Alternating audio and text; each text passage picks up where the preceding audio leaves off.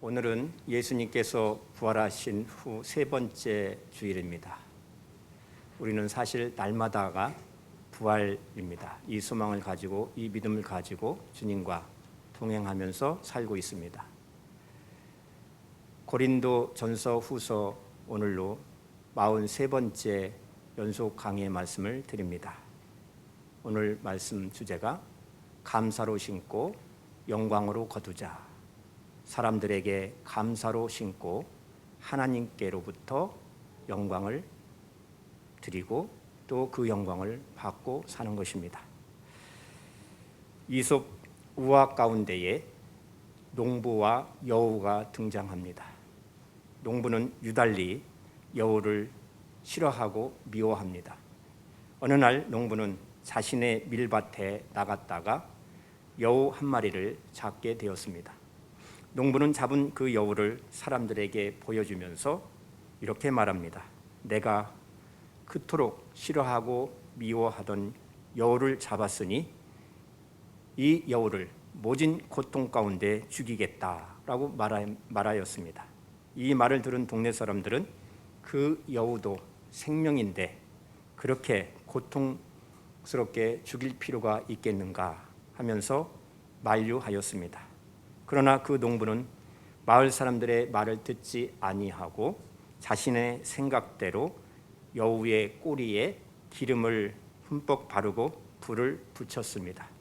농부는 불이 붙은 이 여우가 놀라서 산으로 가서 죽을 것으로 그렇게 생각을 하였습니다. 그런데 농부의 생각과는 달리 불붙은 여우가 농부의 밀밭으로 들어가서 추수를 눈앞에 둔 모든 밀들을 다 태워버리고 말았던 것입니다. 여러분, 심는 대로 거둔다라는 말이 있습니다. 이 단순한 원리는 문자 그대로 땀 흘리지 아니하면 좋은 열매를 거둘 수 없다라는 것이죠. 오늘 본문 말씀은 우리들에게 심는 대로 거둔다라는 이 원리를 설명을 해주고 있습니다. 본문 말씀을 우리가 깊이 묵상해 보면 7가지 원리를 발견할 수 있습니다. 첫째는 씨앗의 원리입니다. 콩 심은 데 콩 나고 팥 심은 데 팥 난다. 그 종자는 바꿀 수 없다는 것입니다. 두 번째 원리는 분량의 원리입니다. 많이 심으면 많이 거두고 적게 심으면 적게 거둔다라는 것입니다. 세 번째는 정성의 원리입니다. 좋은 종자만 많이 심는다고 거두는 것이 아니라 정성을 다하여서 가꾸어야 한다는 것입니다. 네 번째는 기다림의 원리입니다. 봄에 심고 가을 추수 때 거두는 것입니다. 부모가 심고 자녀들이 거두게 되는 것입니다. 참고 견디면 언젠가는 반드시 거둘 때가 온다는 것입니다. 기다림에는 인내가 반드시 필요한 것입니다. 다섯 번째는 결실의 원리입니다. 무엇을 심어도 반드시 거두게 된다는 것입니다.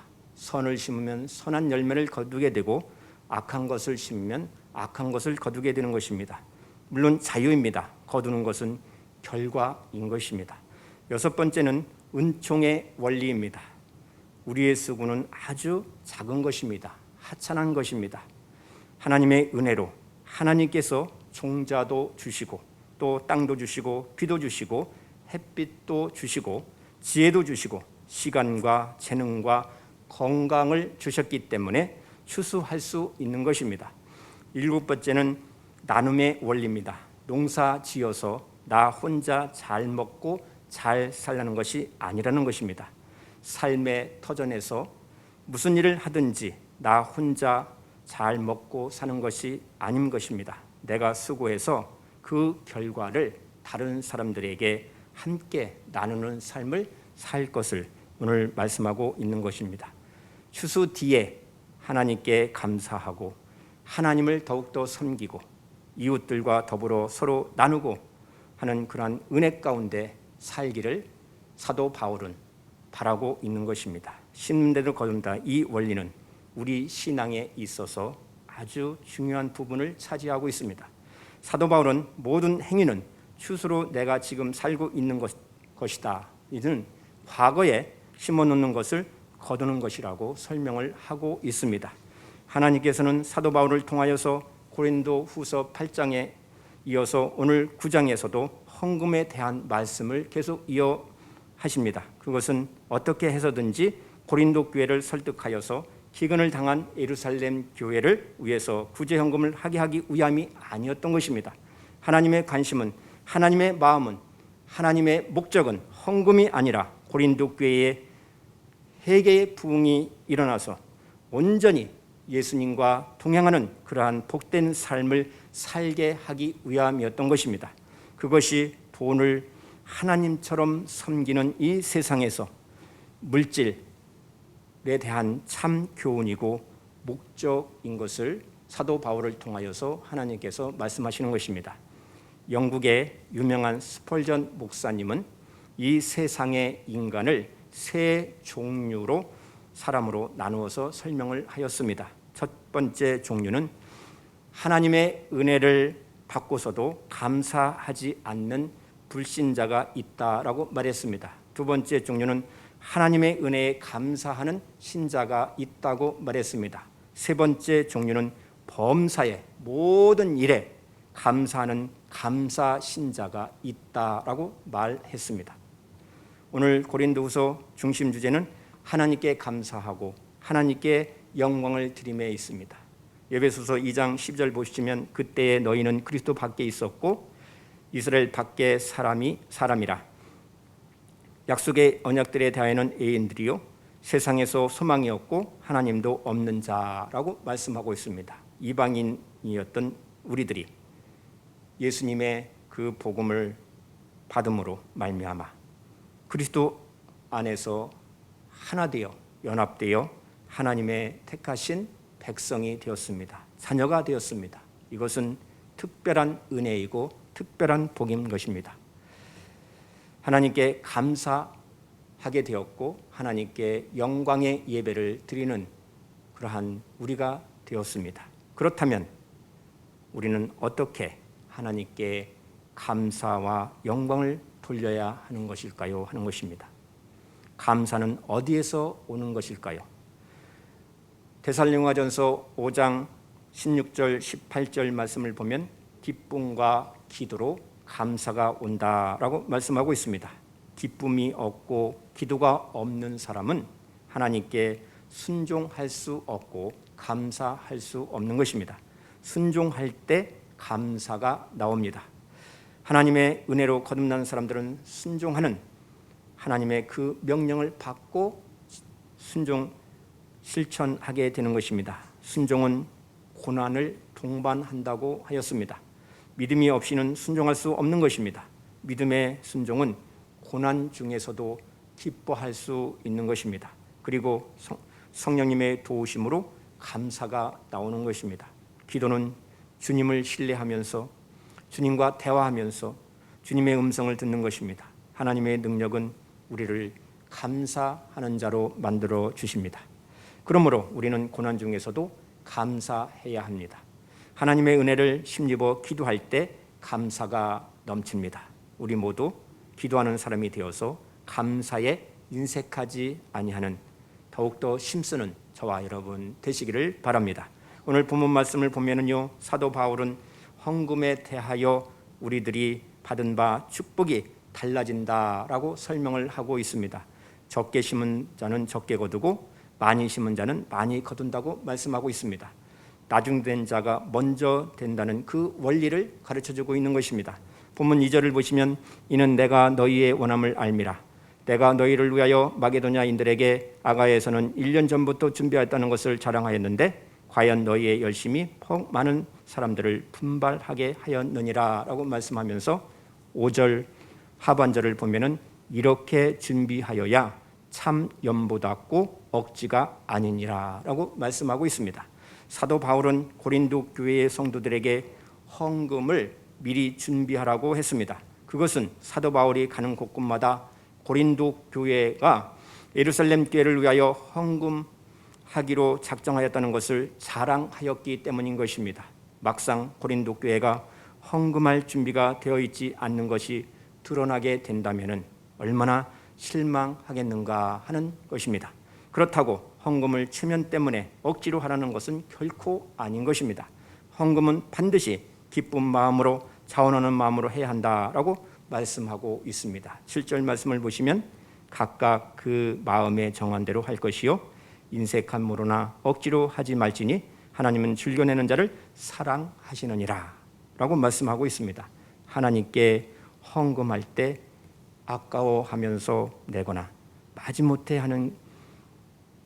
하면서 하는 일은 없어야 한다는 것입니다. 하나님께서는 기쁜 마음으로 내는 사람을 사랑하신다고 말씀하고 있습니다. 어떤 헌금이든지 또 이웃을 돕는 일이든지 궁극적으로 하나님께 드리는 것이기 때문인 것입니다. 여러분, 헌금에 대하여 어떤 기준을 가지고 있습니까? 감사 헌금은 내가 얼마를 할까? 선교 헌금은 내가 얼마를 할까? 절기 헌금은 내가 얼마를 할까? 11조는 어떤 기준으로 할까? 많이 고민하지 않습니까? 그러나 성경은 분명히 말씀하고 있습니다. 마음에 정한 대로 하라고 가르치고 있습니다. 마음에 정한 대로 헌금을 해야 합니다. 7절 말씀 각각 그 마음에 정한 대로 할 것이요 참 연보가 되기 위해서는 준비가 반드시 필요하다는 것을 말씀하고 있는 것입니다. 준비를 한다는 것은 그리스도를 향하는 그 마음이, 그 믿음이 진실함과 깨끗함의 근거를 두는 것입니다. 이 말은 다른 사람들의 강요나 설득이나 또 계산적으로나 사람 눈치를 보고 또 체면을 보고 헌금하지 말라는 것입니다. 왜냐하면 하나님께서 헌금할 그 액수를 우리 마음 가운데에 정해 주시기 때문인 것입니다.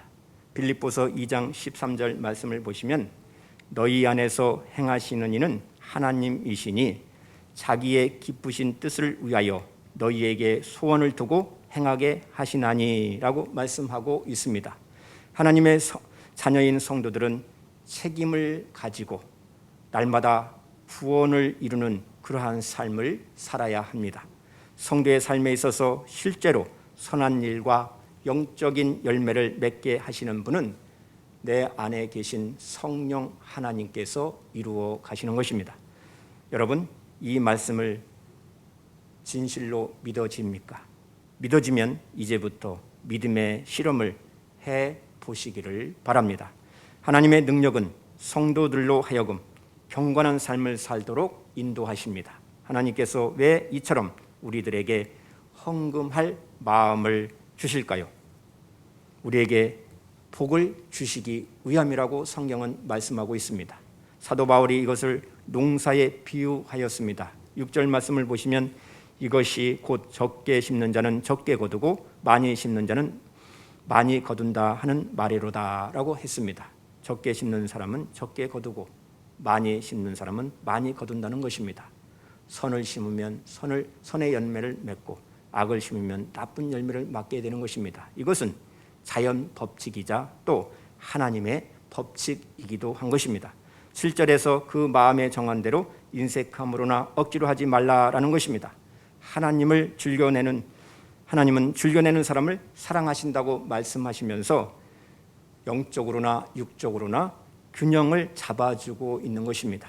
8절 말씀 보세요. 하나님이 능히 모든 은혜를 너희에게 넘치게 하시나니 이는 너희로 모든 일에 항상 모든 것이 넉넉하여 모든 착한 일을 넘치게 하려 하심이라. 아멘. 하나님이 가지신 그 은혜의 양은 무한한 것입니다. 하나님은 그 은혜를 아낌없이 우리들에게 베풀어 주십니다. 여기서 은혜는요, 영적인 것만 가리키는 것이 아니라 돈과 물질적인 필요를 가리킵니다. 하나님은 우리 성도님들에게 하나님의 그 물질적인 재원을 베풀어 주셔서 그것을 채워 항상 넉넉하게 결핍함이 없도록 공급해 주신다라고 말씀하고 있는 것입니다. 여기서 모든 은혜, 모든 일, 모든 것, 모든 착한 일이라고 하면서 모든이 4번이나 강조되어 있는 것을 보게 됩니다. 이 말씀은 하나님께서 우리 성도님들에게 모든 것을 넉넉하게 넘치게 하여서 주심은 더 많이 소유하게 하심이 아니라 모든 착한 일을 넘치도록 하게 하기 위해서라고 분명히 말씀하고 있다는 것을 기억해야 합니다.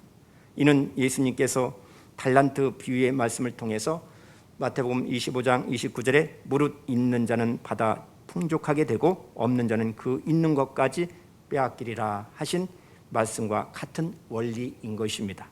여기에 중요한 원리가 있습니다. 하나님께서 주셔야만 나는 일하겠다 하는 것이 아니라 비록 나에게 한 달란트를 주셨다 할지라도 내게 주어진 그 한 달란트를 활용하여서 착한 일을 더 할 수 있도록 모든 것을 넉넉하게 넘치게 주신다라는 것으로 말씀하고 있는 것입니다. 그래서 힘든 자에게 씨와 양식을 주시는 이가 누구인지 알아야 된다라고 가르쳐주고 있습니다. 본문 10절을 보세요.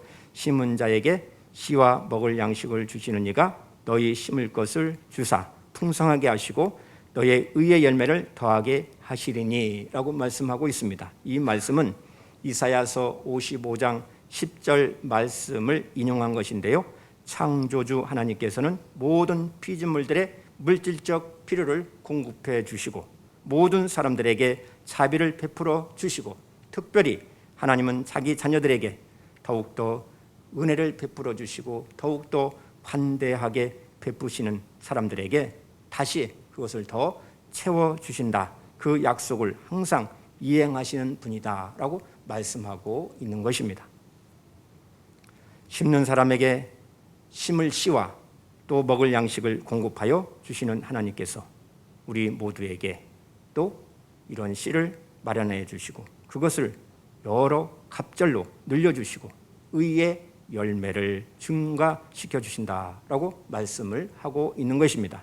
즐거운 마음으로 관대하게 베푸는 사람에게 의의 열매를 맺게 하시는데 그것은 하나님이 받으시기에 합당한 열매라는 뜻으로 말씀을 하고 있는 것입니다.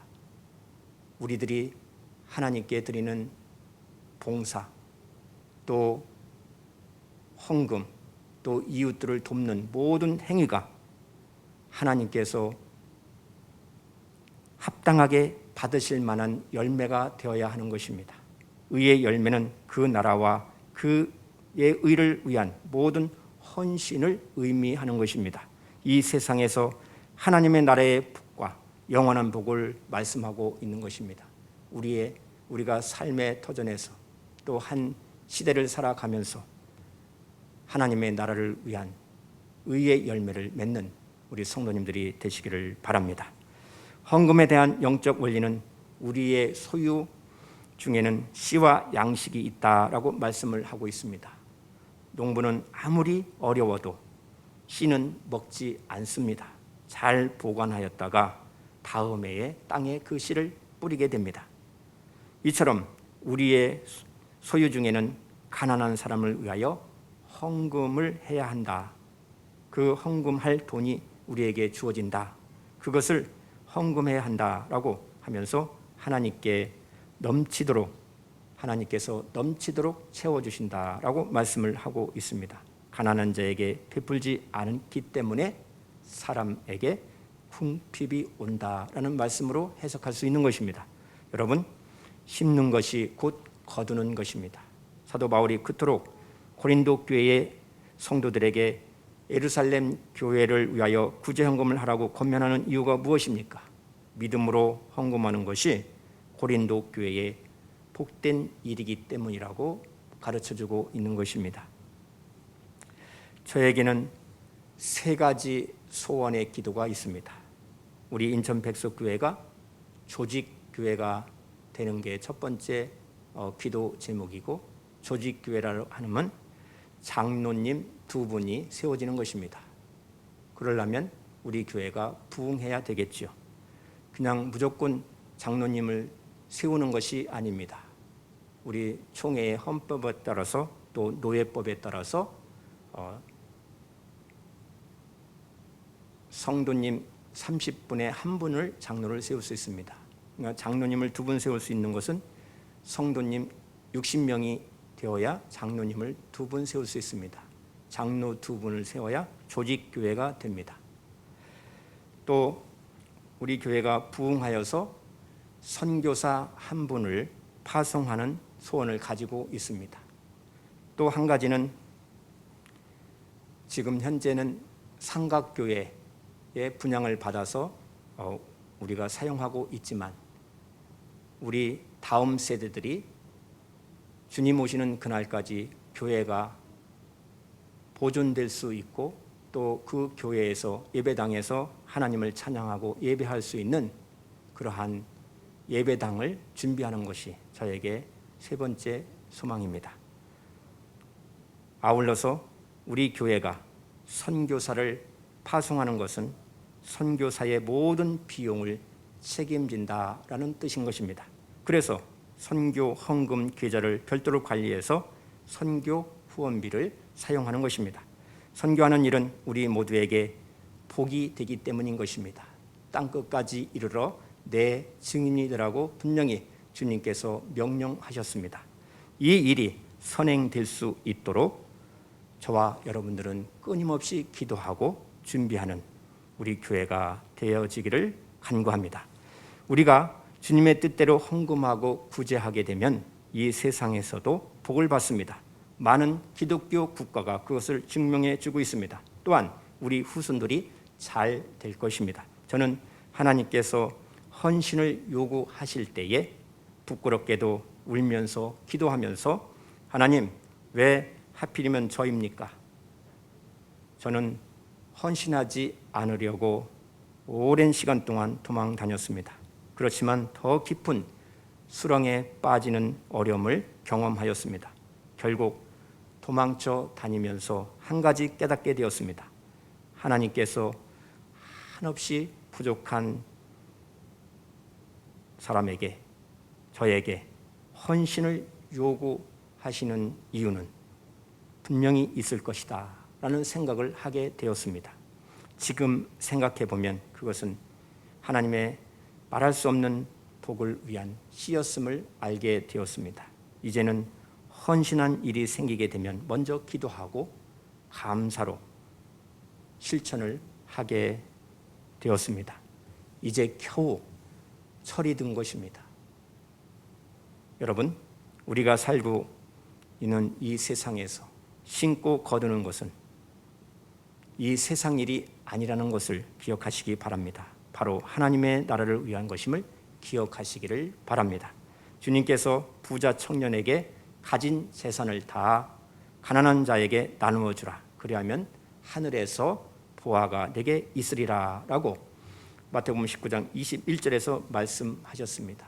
우리는 늘 이 말씀을 기억하고 내 주변에 있는 어려운 이웃이 있는지 눈여겨보고 그를 위해서 기도하고 도울 수 있는 은혜 가운데 우리들이 생활하기를 간절히 바랍니다.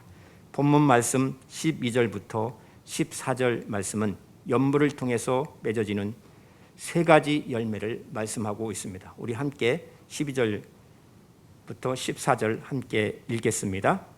시작. 이 봉사의 직무가 성도들의 부족한 것을 보충할 뿐만 아니라 사람들이 하나님께 드려지는 많은 감사로 말미암아 넘쳤느니라. 이 직무로 증거를 삼아 너희가 그리스도의 복음을 진실이 믿고 복종하는 것과 그들과 모든 사람을 섬기는 너희의 후한 연보로 말미암아 하나님께 영광을 돌리고 또 그들이 너희를 위하여 간구하며 하나님이 너희에게 주신 지극한 은혜로 말미암아 너희를 사모하느니라. 아멘. 12절 보시면 첫 번째 열매 12절 보시면 이 봉사의 직무가 성도의 부족한 것만 보충할 뿐만 아니라 사람들을 돕는 하나님께 드리는 많은 감사의 열매를 맺게 된다고 말씀하고 있습니다. 두 번째는 13절 이 직무로 증거를 삼아 너희가 그리스도의 복음을 진실히 믿고 복종하는 것과 그들과 모든 사람을 섬기는 너희의 후한 연보로 말미암아 하나님께 영광을 돌리는 영광의 열매를 맺게 된다고 말씀하고 있습니다. 세 번째는 14절 또 그들이 예루살렘 형제들이 너희를 위하여 간구하며 하나님이 너희에게 주신 지극한 은혜로 말미암아 너희를 사모하느니라 했습니다. 간구와 사모의 열매를 맺게 한다고 말씀하고 있습니다. 이것을 깨달으면 이 세상의 것을 집착하게 되지 않는다는 것입니다. 그렇습니다. 하나님 나라에 대한 분명한 믿음이 있어야 구제할 수 있습니다. 이웃을 도울 수 있는 것입니다. 하나님 나라의 눈이 뜨이면 움켜쥐고 살지 않습니다. 나보다 더 어려운 사람들을 생각하게 되는 것입니다. 여러분은 하늘에 어느 정도 부하가 있을 것으로 그렇게 생각하고 살고 있습니까? 이 세상의 구제에 대하여 인색했던 순간이 없는 사람은 아무도 없을 것입니다. 헌금하는 것이 아깝게 느껴졌던 순간이 없었던 사람은 아무도 없었을 것입니다. 어느 누구든지 이웃을 돕는 일이든지 헌금을 하는 일이든지 많이 생각하고 또 고민하지 않고 그냥 하는 사람은 아무도 없을 것입니다. 그런데 은혜 받으면은 마음이 달라진다는 것입니다. 하나님께서는 우리에게 온갖 은혜가 넘치게 하십니다. 그러므로 하나님은 우리에게 온갖 은혜가 넘치게 해 주셔서 모든 일에 언제나 쓸 것을 넉넉하게 가질 수 있도록 그것을 가지고 하나님이 기뻐하시는, 하나님이 합당하게 사용할 수 있도록 우리들을 이끌어 가신다는 것을 기억하시기 바랍니다. 그것은 우리로 하여금 온갖 선한 일을 많이 하게 하시려는 하나님의 의도이고 목적인 것입니다. 이것이 깨달아져야 합니다. 성경은 헌금에 대하여 물질을 가지고 하나님께 영광을 돌리는 일이라고 분명히 말씀하고 있습니다. 마음이 있는 곳에 물질도 따르게 되는 것입니다. 우리는 하나님께 영광을 돌릴 때 찬양을 하고 또 기도도 하고 간증도 합니다. 그런데 구제 헌금이 하나님께 영광을 돌리는 일이라고 분명히 성경은 말씀하고 있습니다. 우리의 구제 헌금을 통하여서 도움을 받는 사람들이 그로 인하여 하나님께 감사하게 되고 그 감사를 받으시는 하나님께 영광을 돌리게 되기 때문인 것입니다. 여러분이 수행하는 이 봉사의 일은 성도들의 궁핍을 채워줄 뿐만 아니라 많은 사람들로 하여금 하나님께 감사를 넘치게 한다는 것을 기억하시기를 바랍니다. 성경은 하나님께 11조를 바치라고 분명히 말씀하고 있습니다. 하나님께서 왜 11조를 바치라고 말씀하시는 것입니까? 구약에 하나님이 짐승, 정결한 짐승을 가져다가 바치라고 하셨는데 하나님은 그것들을 어디에 쓰시겠습니까? 또 오늘날 헌금을 하나님이 그 돈을 어디에 사용하시겠습니까? 하나님은 아무것도 필요하지 않는 창조주 하나님이십니다. 하나님의 목적과 하나님의 마음은 항상 사람들을 위한 것입니다. 하나님께 바쳐진 제물로 어려운 이들을 돕고 또 그들을 먹이고 살리려 하시는 것입니다. 도움을 받는 사람들은 하나님께 더욱더 감사하게 되고 자신을 도와준 사람들을 위하여 기도하게 된다는 것입니다. 이것이 하나님께 헌신하는 사람들에게 복을 주시는 하나님의 방법인 것입니다. 이웃을 돕는 일, 구제 헌금을 하는 이 모든 일은 사람에게 심고 하나님께로부터 거두는 일임을 성경은 우리들에게 가르쳐주고 있습니다. 그래서 감사로 심고 영광으로 거두게 되는 것입니다. 그러므로 갚을 길 없는 이들을 돕는 것이 오늘 본문 15절을 보시면 말할 수 없는 그의 은사로 말미암아 하나님께 감사하노라. 이것이 지혜이고 은혜인 것입니다. 그렇다면 어려운 사람을 직접 도우면 되지 왜 굳이 교회에 헌금을 하라고 하는 것입니까? 라고 의문할 수 있습니다. 여러 가지 이유가 있겠지만 가장 중요한 것은 도와줄 때에 나 자신이 내가 영광을 받지 아니하고 하나님께서 그 영광을 받게 하기 위함인 것입니다. 교회를 통하여 돕는 것은 예수님의 이름으로 돕게 되는 것입니다. 내가 영광을 받는 것이 아니라 하나님께 감사와 영광을 돌리는 일임을 통해서 하나님의 일을 더 하게 하기 위한 것입니다. 그래서 교회를 통하여 일하는 것입니다. 중요한 것은 교회도 그 헌금을 잘 사용해야 합니다. 헌금은 기본적으로 어려운 사람과 또 교회와 선교를 위하여 사용하라고 바쳐진 것임을 명심해야 합니다. 교회 재정을 많이 모으려 하는 그 목적으로 헌금을 하면은 아니 되는 것입니다. 사랑하는 성도 여러분, 오늘 고린도후서 9장 말씀은 헌금에 대한 교훈이지만 그 핵심은 헌금이 아니라 진정 우리 심령의 부흥이 임하여 예수님과 동행함으로써 믿음으로 사는 그 사람을 복되게 하는 그 원리에 대하여 우리들에게 말씀하고 있는 것입니다. 생수의 강이 흘러서 주위 사람들이 모든 사람들에게 은혜가 흘러 넘치게 되어서 함께 더불어 살게 하시는 하나님 놀라운 계획인 것입니다. 개인이든지 교회이든지 성도는 바로 축복의 통로라는 사실을 우리들에게 가르쳐 주고 있습니다.